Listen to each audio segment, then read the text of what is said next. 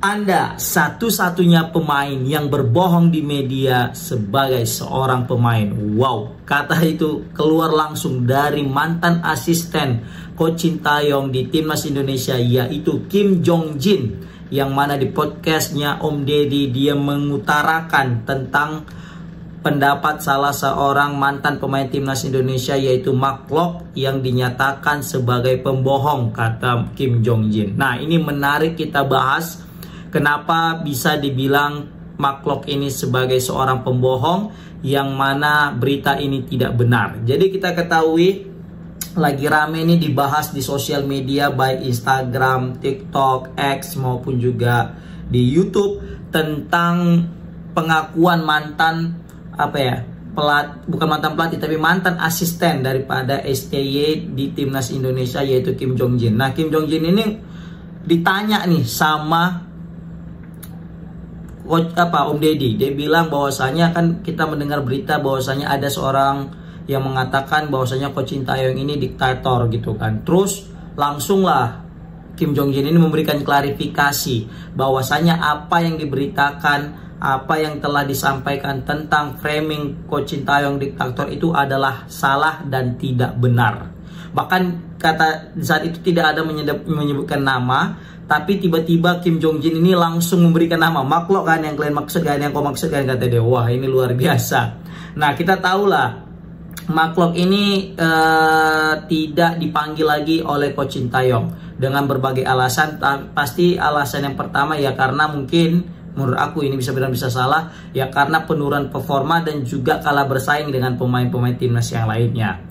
Nah, di sini Mark Klok juga sebenarnya sempat memberikan klarifikasi bahwasanya ia salah untuk memilih kata-kata atau mungkin diterjemahkan gimana sehingga jadi menyerempet kayak bahasanya diktator, padahal mungkin enggak, gitulah menurut klarifikasi yang rame di media. Nah, tapi kalau misalnya pengakuan Kim Jong Jin ini, bahkan dia mendengar berita itu langsung, dia tuh sampai langsung nge-DM loh, sampai dia langsung menghubungi Mark Klok dan bilang stop lah, jangan lagi, udah cukup ini semua, kata dia gitu kan. Stop berita-berita bohong ini, jangan lagi tambah berita kebohongan tentang Coach Sintayong. Wah, ini luar biasa ini ya. Berarti kan cukup panas sebenarnya ini. Tapi aku selalu ini Coach Sintayong tetap diam guys. Meskipun diserang berbagai macam, bukan diserang ya, maksudnya banyak sekali berita-berita miring tentang dirinya, apalagi berita buruk gitu ya kan. Tapi dia masih tetap tenang dan tidak memberikan statement yang membuat gaduh atau mungkin bisa menyerang balik gitu. Wah, luar biasa ini. Gimana pendapat kalian guys tentang Kim Jong Jin yang memberikan statement bahwasanya Mark Klok adalah seorang pembohong? Memang kalau misalnya kita lihat dari track record Mark Klok ya kan, ketika di klubnya sebelumnya yang ada di Skotlandia, dia itu mau izin ya kan, mau berhenti sepak bola, terus tiba-tiba main di PSM Makassar gitu ya kan, terus katanya mau pensiun di PSM Makassar gitu. Memang di saat dimain di PSM Makassar, Mark Klok nggak ada obat guys, apalagi kalau udah duet sama Pluim, wah udah, makanya PSM Makassar bisa juara kemarin juga kan, karena ada Mark Klok dan Pluim ini. Terus pindah juga dengan Persija Jakarta, ada juga lagi ya sedikit drama-dramanya gitu kan. Ya aku di sini tidak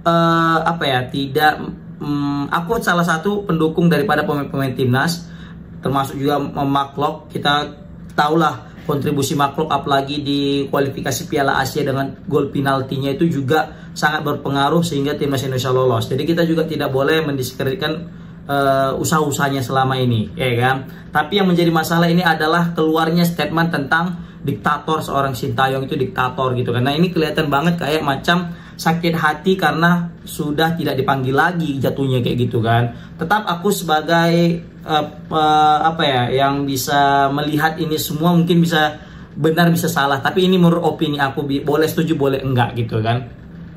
Mungkin bisa kita bilang ya, banyak alasan kenapa mungkin bisa kita bilang banyak yang ingin mengkritisi formasi daripada Sintayong, mengkritisi taktik daripada Sintayong sehingga mungkin dianggap sebagai diktator gitu kan.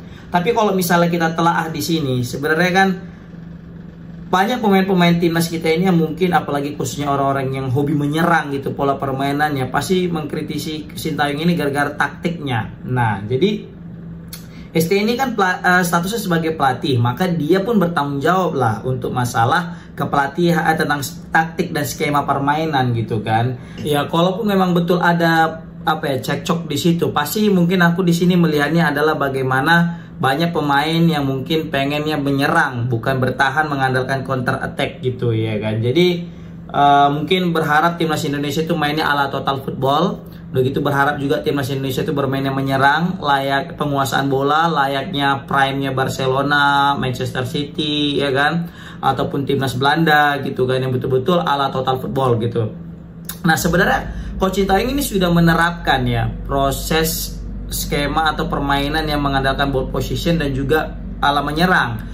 Ingat nggak di Piala AFF tahun 2020 yang diadakan 2021, di situ Coach Sintayong juga mainnya menyerang, bahkan kita itu keren banget, cakep banget mainnya tiki taka 1-2-1-2. Aku masih ingat yang apalagi waktu gol lawan Malaysia dan gol melawan Singapura, Asnawi dengan Witan itu kan cakep banget mainnya 1-2-1-2. Golnya Irfan Jaya juga cantik gitu waktu lawan Malaysia. Nah itu diterapkan sama Sintayong ketika Piala AFF 2021 dan berjalan ya kan. Nah tapi kalau aku menilai kita bisanya main tiki taka atau total football menyerang itu jika lawan yang kita lawan itu adalah setara ataupun mungkin bisa lebih lemah di antara kita, terkhususnya di Asia Tenggara, makanya bisa berjalan lah skema itu ya kan. Tapi ketika sudah menghadapi Thailand, ketika sudah menghadapi Vietnam contohnya, ketika menghadapi Vietnam kita kan bertahan tuh 0-0 karena memang level kita masih di bawah Vietnam saat itu. Kemudian juga ketika menghadapi Thailand, lihatlah kita mau mencoba main total football, selesai wassalam, kita dibantai sama Thailand di final kan gitu. Dan itulah mungkin berkaca daripada pertandingan itu, Coach Sintayong langsung merubah skema permainan yang dulu mungkin ala tiki taka total football yang mengandalkan penyerangan ya kan, tapi langsung berubah untuk ke skema yang lebih bertahan. Dan ini sebenarnya sudah dipikirkan matang-matang menurut aku ya oleh Coach Sintayong. Dia juga bukan orang yang tanpa pengalaman atau pelatih-pelatih kemarin sore gitu ya kan. Pasti dia juga sudah memikirkan secara terperinci berdasarkan dengan kualitas pemain-pemain kita guys. Dan terbukti ketika sudah mengubah itu menjadi pemain lebih bertahan, apalagi ketika sudah menghadapi pemain-pemain negara-negara yang lebih tinggi ranking daripada kita bisa survive. Karena kalau misalnya kita selalu bermain terbuka dengan yang notabene lawan negara yang keras gitu ya kan, maka kita jadi bulan-bulanan. Ingat kata si Pangeran waktu memberikan 2 SKS kepada kepada Bung Towel kan, yang mana dia bilang biasanya orang yang bertahan itu karena memang kualitas pemainnya itu atau kualitas timnya itu lebih lemah daripada yang dilawannya. Dan itu betul. Contoh kayak kita ngelawan Bahrain, melawan Arab Saudi, ngelawan Australia, lawan Jepang, ya kita notabene lebih banyak bertahan saat itu. Kenapa? Karena memang kita kalah dari segi kualitas. Nah makanya Coach Sintayong lebih realistis dalam bermain. Nah makanya nggak salah juga, karena sesuai taktik itu ya sesuai dengan kualitas pemain kita. Kita mau gimana pemain taktik mantap mau berjalan total football kalau pemain kita aja masih belum layak untuk memaksimalkan ala total football itu sih. Itu yang mungkin menurut aku jadi masalah besar kenapa banyak orang yang mengomentari masalah taktik gitu ya kan. Jadi dianggaplah Coach Sintayong diktator gitu. Mungkin bisa benar, bisa salah. Dan itu juga yang membuat kita bisa lolos kualifikasi Piala Asia, bisa lolos 16 besar Piala Asia, bisa lolos juga kita ke semifinal Piala Asia U23, lihat ya kan, bisa lolos. Baru juga bisa menang di round 3. Bayangkan di round 3 kita bisa menang lawan Arab Saudi yang nggak pernah menang sama sekali, bisa menang. Karena apa? Karena counter attack. Ya kan? Lihat tuh gol Marcelino yang kedua, counter attack. Lihat gol Marcelino yang pertama, counter attack. Dua-duanya itu counter attack. Nah, kalau kita coba pegang bola lama-lama, terakhirnya ingat kata Jose Mourinho. Filosofi Jose Mourinho apa itu yang kata Pangeran? Kalau lama-lama pegang bola, itu bakal banyak ada kesalahan dan akan berujung menjadi gol ke gawang kita. Dan itu pernah terjadi ketika kita menghadapi Cina. Kita lama-lama pegang bola karena kemampuan pemain kita itu nggak bagus dalam megang bola lama-lama. Terakhir kebobolan dan blunder dan kita kalah. Dan karena itulah Sintayong sudah memikirkan itu matang-matang. Nah kita yang mungkin karena nggak terjun langsung ke dalam lapangan dan nggak langsung lihat apa yang ada di ruang ganti, mungkin kita langsung menganggap gini bertahan, nggak ada kreatif, nggak ada apa plan A, plan B, plan C gitu dan sebagainya. Nah, sedangkan Coach Sintayong udah tahu setiap hari latihan bareng mereka, jumpa mereka, lihat gimana langsung kelebihan dan kekurangan pemain. Lah, kita mau menganggap kita lebih hebat daripada Sintayong kan agak aneh gitu ya kan. Dan pasti ada juga yang bilang, kan kita udah banyak nih pemain-pemain keturunan gitu kan. Pemain-pemain keturunan ya kenapa nggak main total football gitu ya kan. Mungkin kalau dulu oke lah kata dia. Lah sekarang gini, bisa kita lihat, kita kan kalau misalnya punya pemain yang main total football, maka kita wajib setara terus kemampuannya. Jadi tidak ada jomplang antara satu pemain dan pemain yang lain. Contohnya kayak kita punya Tom Hai, kita juga punya Ivar Yener.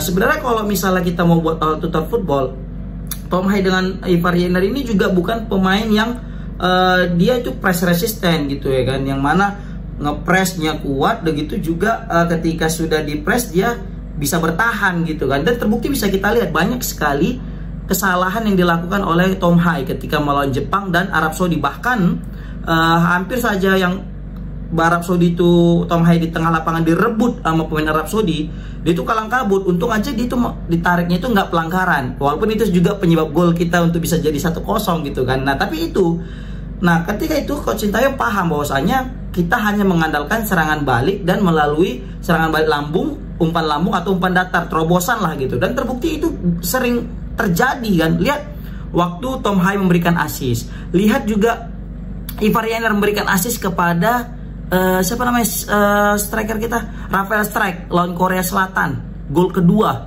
itu cakep banget kan. Itu ya, itulah maksudnya pola Sintayong itu. Jadi dia mengandalkan pemain-pemain gelandang ini yang punya kreativitas dan punya umpan-umpan manja, dan itu lebih tepat untuk timnas Indonesia saat ini, mengandalkan pemain-pemain cepat yang di lini depan guys. Seperti itu menurut aku ya.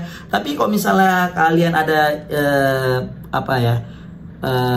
pandang-pandang lain itu terserah nih, ya kan. Tapi ya jujur ya, kalau misalnya kita bilang si Anthony Klopp ini pemain berkualitas guys. Ini pemain berkualitas, kita juga tahu lah kualitasnya ketika bermain di PSM, Persija, main juga di Persib. Bahkan di musim lalu salah satu peran penting yang dibuat Mark Locke ini adalah bisa membawa kepada Persib juara. Dan bisa jadi karena ada seorang Mark Locke inilah makanya Persib juga bisa juara gitu kan. Nah tapi di sini memang bisa kita lihat akhir-akhir ini Mark Locke juga sudah mulai penurunan kualitas gitu ya kan. Dalam tidak mendiskreditkan tidak, tapi kita mungkin bisa jadi aku salah gitu. Bisa kita lihat udah mulai menurun performanya, ditambah lagi juga casing makingnya juga udah mulai lambat, terus juga terlalu mudah kehilangan bola. Jadi inilah mungkin salah satu penyebab Coach Sintayong juga mulai tidak melirik daripada Mark Locke. Selain daripada kita sudah mulai kedatangan pemain-pemain yang lebih berkualitas.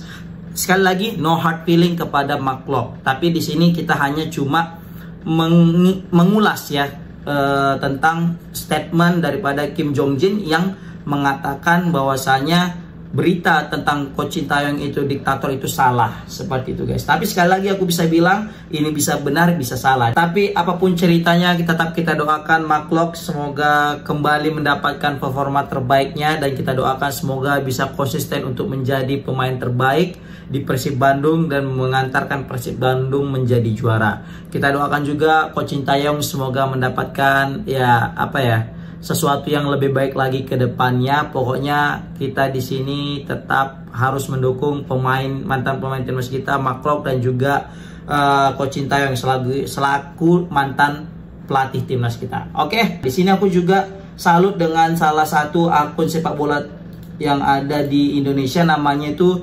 jebol.cuk ya. Kayaknya mungkin bisa kalian follow, ini keren banget isinya bagaimana analisanya. Aku juga banyak ngambil berita itu dari jebol.cuk ini yang bisa kita bilang pola pikirnya juga oke gitu.